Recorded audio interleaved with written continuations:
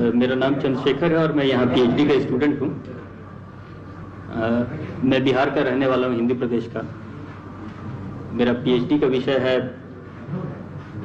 भारतीय नवजागरण की समस्याएं हिंदी प्रदेश में,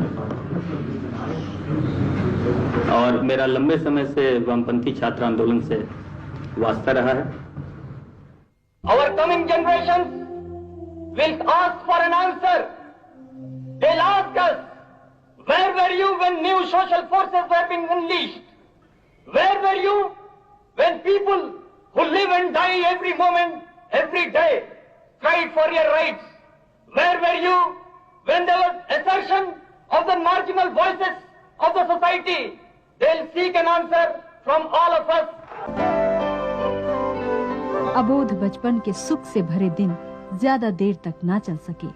चंदू जब 8 बरस के थे तो उनके पिता का देहांत हो गया। होनहार चंदू ने अपनी स्कूली शिक्षा सैनिक स्कूल तिलैया से प्राप्त की। इम्तिहान पास कर वो एनडीए में प्रशिक्षण के लिए चुने गए, लेकिन वहाँ उनका मन नहीं लगा और 2 साल बाद वो एनडीए छोड़कर घर वापस आ गए।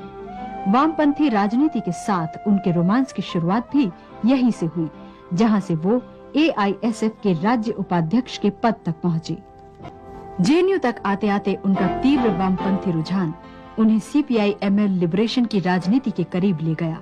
एक ऐसे समय में जबकि विश्व भर में मार्क्सवाद के स्थायी स्तंभ उखड़ रहे थे और दक्षिणपंथी व सांप्रदायिक ताकतें राजनीतिक क्षितिज पर छा रही थीं, चंद्रशेखर ने all India students association I saw में सक्रिय होकर छात्रों के बीच क्रांतिकारी मार्क्सवाद की धारा को सुदृढ़ किया और लोकप्रिय बनाया।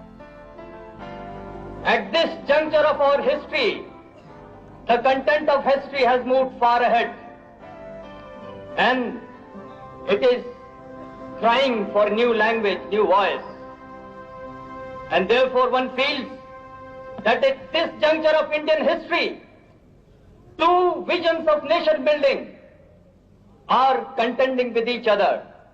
One, that of a fascist, autocratic, totalitarian India. Another, of a democratic, secular and egalitarian India. ISA stands for the latter. ISA stands for a democratic India. 1993-94 में वो पहली बार छात्र संघ के उपाध्यक्ष बने और फिर लगातार 2 साल तक अध्यक्ष चुने गए। अंग्रेजों के खिलाफ लड़ाई में हमने देखा ही है, इसी देश में यहाँ के विश्वविद्यालयों से बड़े पैमाने पर लोग बाहर निकले, छात्र छात्राएं निकले।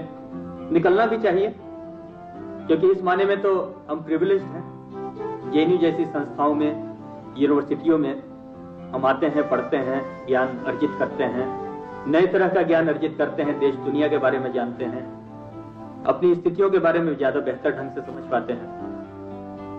तो इस नॉलेज को डिसेमिनेट भी तो करने का कर्तव्य बनता है हमारा। समाज से जो हमने लिया है, समाज से हमने लिया है, उस समाज को देना पड़ेगा।